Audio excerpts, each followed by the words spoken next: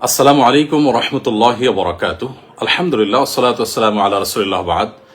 সুপ্রিয় দর্শক শ্রোতা ভাই বোন, দেশ কিংবা প্রবাস যে যেখান থেকে আমাকে দেখছেন, আপনাদের সকলকে সাদর আমন্ত্রণ জানাচ্ছি আমাদের এই অত্যন্ত গুরুত্বপূর্ণ সংক্ষিপ্ত লাইভ অনুষ্ঠানে।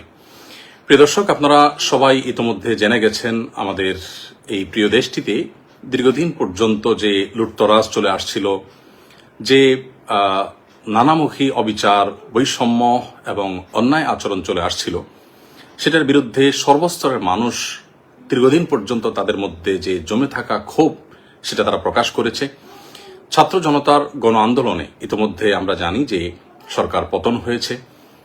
এই পুরো সাফল্যের যে মহানায়কেরা, বিশেষ করে আমাদের শিক্ষার্থীরা, তাদের সকলকে আমরা সকলে বিনম্র শ্রদ্ধা জ্ঞাপন করি। আল্লাহ রাব্বুল আলামিন তাদের সবাইকে এর জন্য সর্বোত্তম বিনিময় দান করুন, এবং যে সমস্ত ছাত্র ভাইদেরকে বা যে সমস্ত নিরীহ নিরপরাধ মানুষদেরকে আমরা হারিয়েছি, যাদেরকে হত্যা করা হয়েছে, খুন করা হয়েছে, আমরা তাদের প্রত্যেকের রুহের মাগফিরাত কামনা করছি। আল্লাহ রাব্বুল আলামিন তাদের সবাইকে শাহাদাতের মর্যাদা দান করুন।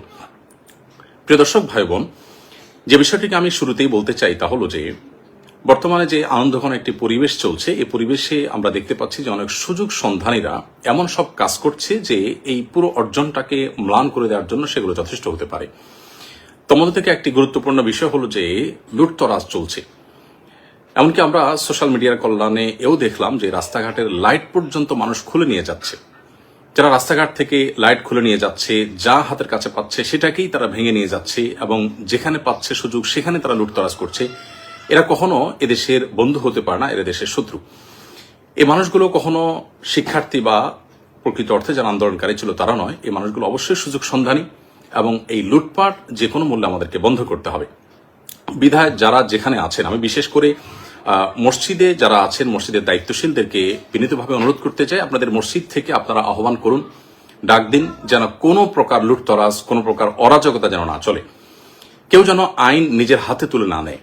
কোনো প্রকার অরাজকতা যদি চলতে থাকে তাহলে সেটি আমাদেরই দুর্ভোগ পোহাতে হবে, সেটা আমাদেরই অকল্যাণ বয়ে আনবে।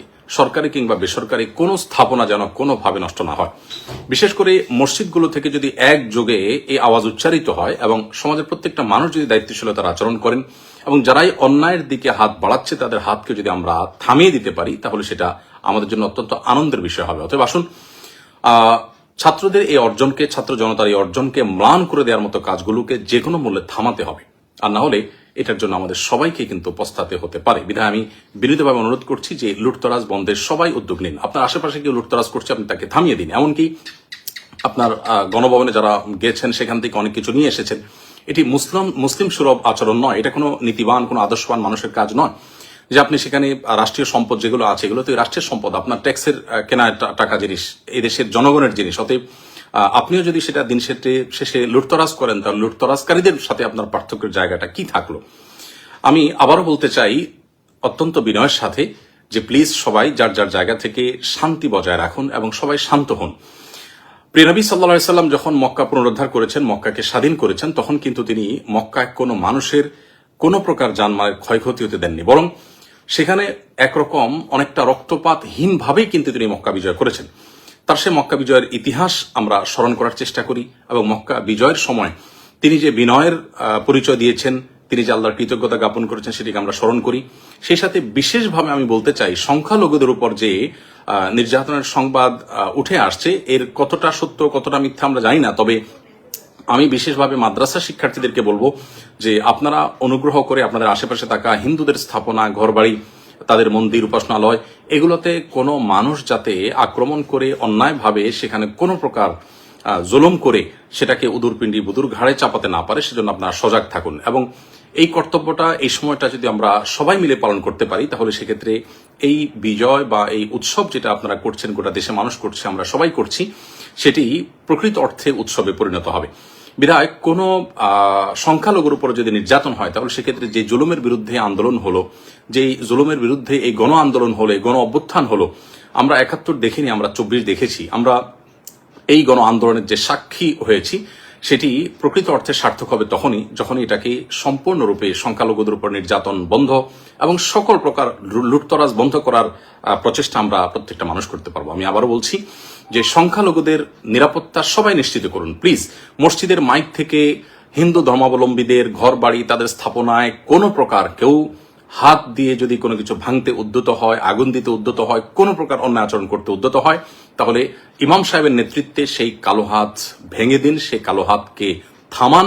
নবী করিম সাল্লাল্লাহু আলাইহি ওয়াসাল্লাম বলেছেন, উনসুর আখাকা নাসর যালিমান ওয়া মাজলুমা, তোমার ভাই অত্যাচারী হোক আর অত্যাচারিত হোক, সর্বাবস্থায় তুমি তাকে সাহায্য করো। অত্যাচারিত যে তাকে সাহায্য করার অর্থ তো খুবই পরিষ্কার, যিনি অত্যাচারী তাকে সাহায্য করার অর্থ হলো তার অত্যাচার থেকে তার হাতটাকে বন্ধ করে দেওয়া, থামিয়ে দেওয়া, অর্থাৎ তার অত্যাচারকে বন্ধ করার উদ্যোগ নেওয়া। অতএব আসুন প্রতিটা মসজিদের মাইক থেকে সংখ্যালঘুদের রক্ষা, তাদের প্রতি অন্যায় আচরণ যাতে কোনোভাবে না হয় সেগুলো আমরা সতর্ক করি, প্রত্যেকটা মানুষকে সজাগ করি, সবাই যেন চোখ কান খাড়া রাখি এবং সেই সাথে বিশেষভাবে যত প্রকার লুটতরাজ হচ্ছে বা হয়েছে এগুলো যেন বন্ধ হয়।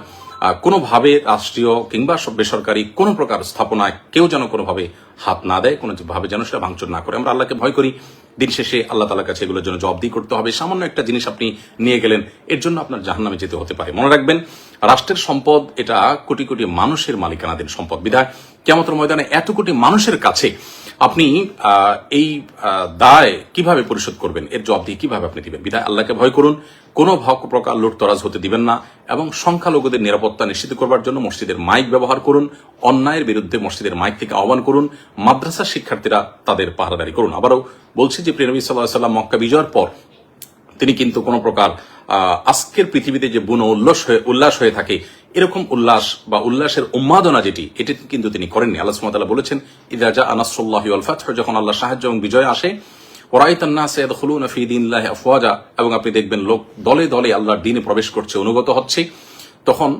ফাসাব্বিহ বিহামদি রাব্বিকা ওয়াস্তাগফিরহু, আল্লাহ তাআলার তাসবিহ মাখা প্রশংসা আপনি জ্ঞাপন করুন এবং আল্লাহ তাআলার কাছে ইস্তেগফার এবং ক্ষমা প্রার্থনা করুন। একজন মুসলিম বিজয়ের আনন্দে আল্লাহর শুকরিয়া আদায় করবে, বিনয় অবনত হবে এবং নিজেদের কোনো ভুল ত্রুটি হয়ে থাকলে তার জন্য আল্লাহর কাছে ক্ষমা প্রার্থনা করবে। দম্ভ বা অহংকার তারা দেখাবে না। যারা দম্ভ দেখিয়েছে, অহংকার করেছে, তাদের অহংকার এবং দম্ভ কিভাবে চূর্ণ হয়েছে আমরা দেখেছি। আমরা যদি একই কাজ করি তাহলে একই পরিণতি আমাদেরকে বরণ করতে হবে। যারা জুলুম করেছে, লুটতরাজ করেছে, অবিচার করেছে, বৈষম্য করেছে, সেগুলোর পরিণতি আমরা দেখতে পেয়েছি। আমরাও যদি একই কাজ করি বা আপনারাও যদি সাধারণ মানুষও যদি একই কাজ করেন তাহলে একই পরিণতি আমাদেরকে বরণ করতে হবে। আল্লাহর ভয় আমরা অন্তরে জাগ্রত রাখি। আমি সর্বস্তরের উলামা ইকরামদেরকে এবং সকল সচেতন নাগরিকদেরকে, আমাদের সম্মানিত ফলোয়ারদেরকে বিনীতভাবে অনুরোধ করতে চাই, প্লিজ সবাইকে শান্ত হতে বলুন এবং সকল প্রকার অন্যায়কে থামিয়ে দিন। সেই সাথে এও বলতে চাই যে আমাদের মহান মুক্তিযুদ্ধের যে চেতনা ছিল, বৈষম্যহীন সমাজ ব্যবস্থা গড়ে তোলা এবং প্রত্যেকটা মানুষের অধিকার, ন্যায্য অধিকার তাকে যথাযথভাবে বুঝিয়ে দেওয়া, সেটা যেন পুনঃপ্রতিষ্ঠিত হয়। কোনোভাবেই যেন আমাদের এই দেশে ধর্ম বিদ্বেষী এবং মুসলমানদের প্রতি বিশেষভাবে বিদ্বেষ লালন রাখে, এই সমস্ত মানুষগুলো যাতে কোনোভাবে বর্তমান পরিস্থিতিতে কোনো প্রকার সুযোগ সুবিধা নিতে না পারে। অন্তর্বর্তীকালীন সরকার হোক বা পরবর্তী পদক্ষেপগুলো হোক, সেগুলোতে এদেশের মানুষের ধর্মীয় বিশ্বাস, এদেশের মানুষের মূল্যবোধের প্রতি শ্রদ্ধাশীল আছে, সেই মানুষগুলো যেন দায়িত্বে আসে, সেটি হলো এদেশের কোটি কোটি মানুষের প্রাণের দাবি। অতএব আমরা সেই দাবিটাও যার যার জায়গা থেকে উচ্চারিত করব এবং প্রিয় স্বদেশকে আল্লাহ রাব্বুল আলামিন নিরাপদে রাখুন, ভালো রাখুন, শান্তিতে রাখুন, আমরা সে দোয়া করছি। আবারও বলছি, সকল প্রকার লুটতরাজ, সংখ্যালঘুদের আক্রমণের বিরুদ্ধে আমাদের প্রত্যেককে জিহাদ ঘোষণা করতে হবে এবং প্রত্যেককে সংখ্যালঘুদের নিরাপত্তার বিষয়টির জন্য বিশেষভাবে কাজ করতে হবে এবং সকল অন্যায়কে বন্ধ করবার জন্য সামাজিকভাবে আমরা সম্মিলিত উদ্যোগ গ্রহণ করতে হবে। মসজিদের মাইকগুলো সচল হয়ে যাক, মাদ্রাসাগুলোর ছাত্ররা সক্রিয় হয়ে যাক, সকল প্রকার স্কুল কলেজের শিক্ষার্থী সকল শান্তিময় মানুষ সক্রিয় হয়ে যান এবং সকল প্রকার অন্যায়কে থামিয়ে দিন। আল্লাহ তাআলা আমাদের সকলকে তৌফিক দান করুন। জাযাকুমুল্লাহ খাইর। আসসালামু আলাইকুম ওয়া রাহমাতুল্লাহি ওয়া বারাকাতুহু।